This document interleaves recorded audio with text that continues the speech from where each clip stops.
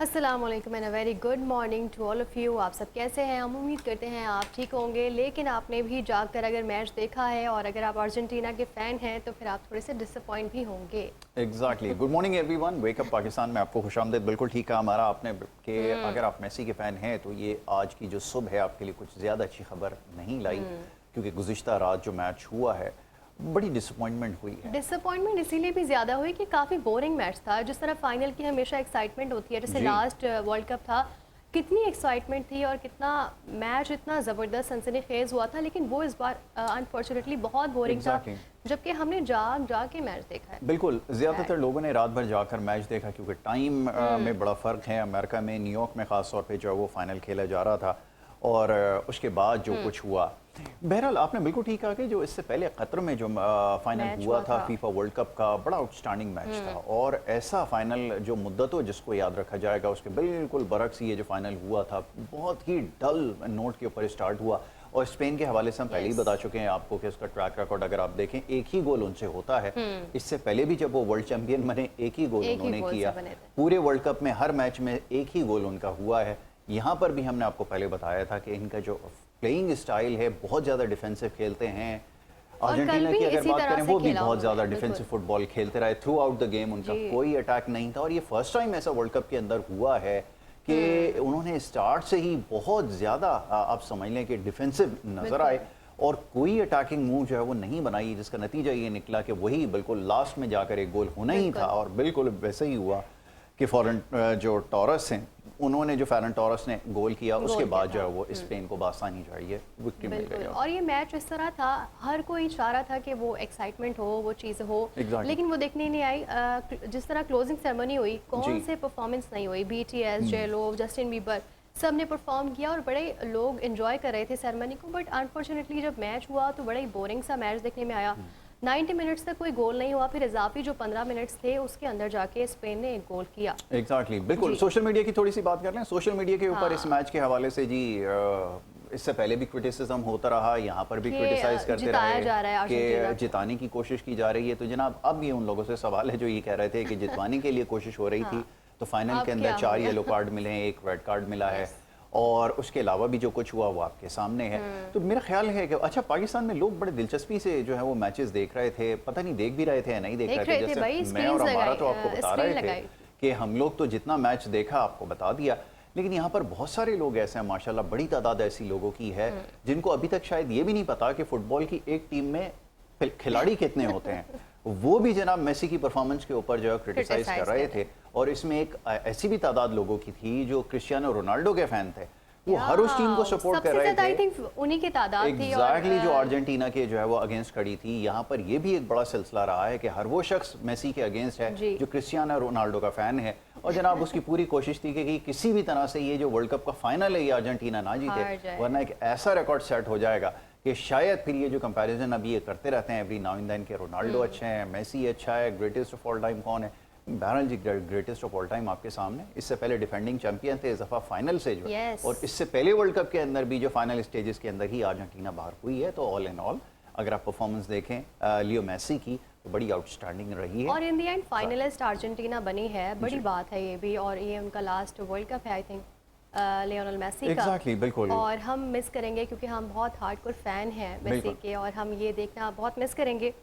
और टाइटल का अगर नहीं भी दिफा हो सका, बट ये स्टिल के बड़े अच्छे नोट के ऊपर जो करियर का अख्ताम हुआ है। फाइनल खेलना, आई मीन बड़े बड़े फुटबॉल प्लेयर, ज़िनेडिन ज़िडान का आपको याद है कि रेड कार्ड उनको दिखाया गया था अगेंस्ट इटली, जिसमें मार्कोस मैटेराज़ी को उन्होंने एक टक्कर मारी थी, जिसके बाद उनका करियर खत्म हुआ था। लेकिन यहाँ पर बड़े अच्छे नोट के ऊपर खत्म हुआ है। फाइनल खेलना वर्ल्ड कप का एक बहुत बड़ा एजाज़ होता है। दुनिया की इतनी सारी टीम्स में निकल कर कम्पीट करना, उनको हराते हुए पहुंचना, एक दिन आपका खराब होता ही है। बहरहाल ये 2 ऐसी टीमें थी जिनका एक भी दिन खराब नहीं था, और जिसका भी खराब दिन होना था इवेंचुअली उसने जो है वो उसके लिए जो है वही टाइटल जो है वो खत्म हो जाना था। तो बहरहाल ये दोनों टीमों की बड़ी आउटस्टैंडिंग परफॉर्मेंस। एक और जो मैच हुआ इससे पहले जो ब्राउन्स मेडल के लिए हुआ था, जिसमें इंग्लैंड और फ्रांस की टीमें आमने सामने थी, वो बड़ा दिलचस्प मैच हुआ। बड़ा दिलचस्प, यानी ऐसा महसूस हो रहा था कि जैसे कोई शायद मैच, जो लाइव मैच हम देख रहे थे, कोई हाइलाइट्स आ रही हैं। 10 गोल उसमें हुए हैं, 6 गोल उसमें जो हैं वो जनाब इंग्लैंड की टीम ने किए। और उस तरह की एक्साइटमेंट ही हम एक्सपेक्ट कर रहे थे कल के मैच में। 4 गोल जो हैं वो फ्रांस की टीम ने की।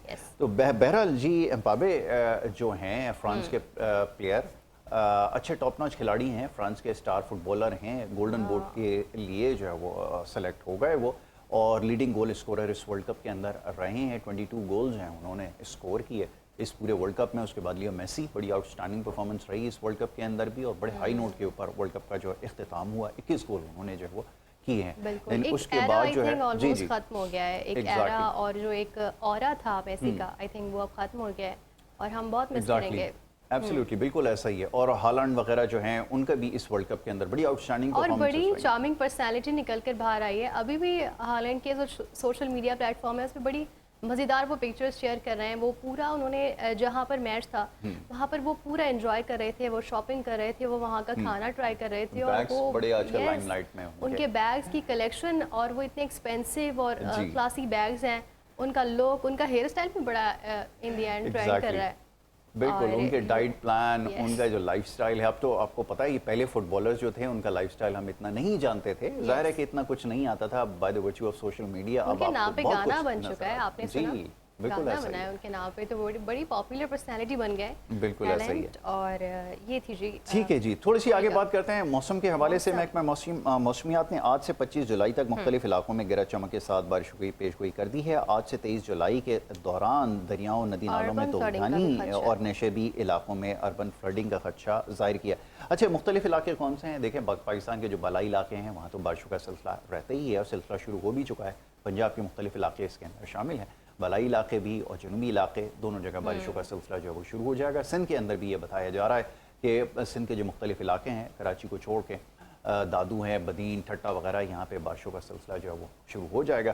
ताहम ये कि कराची के अंदर बारिश के इम्कान जो वो इतने नहीं हैं। ये हमारा बड़ी दिलचस्प बात है कि पाकिस्तान के जो बलाई इलाके हैं वहाँ बारिश तो होती है, यकीनन इससे पहले भी होती रही है, मगर ये कि जो सैलाब की सूरत हाल की वजह से गुज़िश्ता सालों में जो मामलात रहे हैं उसके ख़तरात बहुत ज़्यादा हैं, क्योंकि आपके इल्म में है इंक्रोचमेंट वगैरह के मसाइल और ये तमाम चीज़ें, जिसकी वजह से बड़े जानी नुकसानात हो चुके हैं। तो इस दफ़ा हमें पहले से ज़्यादा मोहतात रहना है। पिछले साल हमने देखा कि पंजाब में काफ़ी जो है प्रॉब्लम्स भी हुई थी और उनको किसी हद तक संभाला भी गया था, लेकिन इस साल आई थिंक वो प्लानिंग काफ़ी हद तक कर रहे हैं, वो प्री प्लान्ड है और वो कोशिश कर रहे हैं। और उसकी बरक्स हम ये देखें कि कराची में क्या चल रहा है। कराची में जो प्रोजेक्ट्स हैं, जो अधूरे प्रोजेक्ट हैं, जो कभी कंप्लीट नहीं हो रहे, हम वही देख रहे हैं और हम फिर उम्मीद भी लगा रहे हैं कि बारिश हो, लेकिन अगर हम तैयार हैं बारिश के लिए?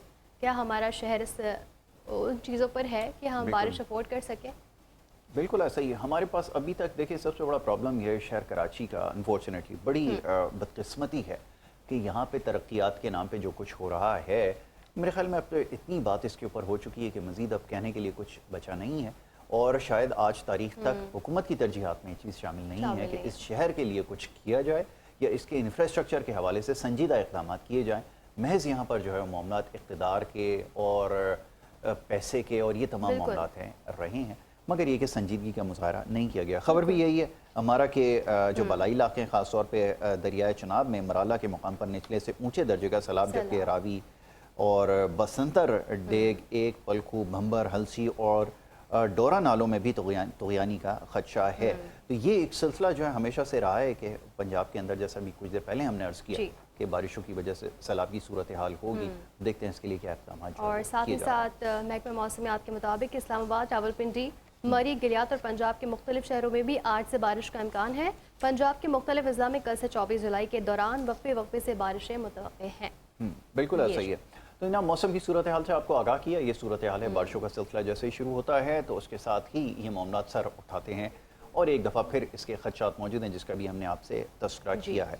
उसके अलावा एक और स्टोरी भी है, सैड स्टोरी है, एक और किडनैपिंग केस यहाँ पे कराची में हुआ है।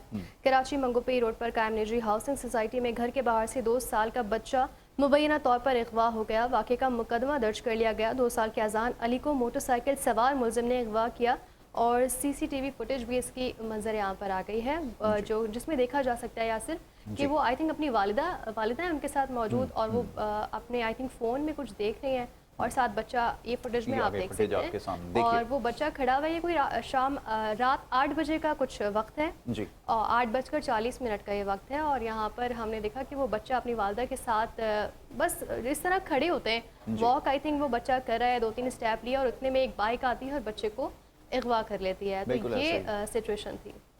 ये बड़ी गैर मामूली सी सूरत हाल है। सबसे पहले तो ये ज़रा फुटेज आप देखिए, जो खातून यहाँ पर हैं। बहरहाल अब ये कहना कि कितनी गैर जिम्मेदारी का मुजाहरा किया है, ये तो एक अलग मामला है, मगर ये कि यहाँ पर हमारे बच्चे जो इतने ज़्यादा गैर महफूज हो गए हैं, ये आगे चल के बात करेंगे, इससे पहले हमने बात कर चुके हैं।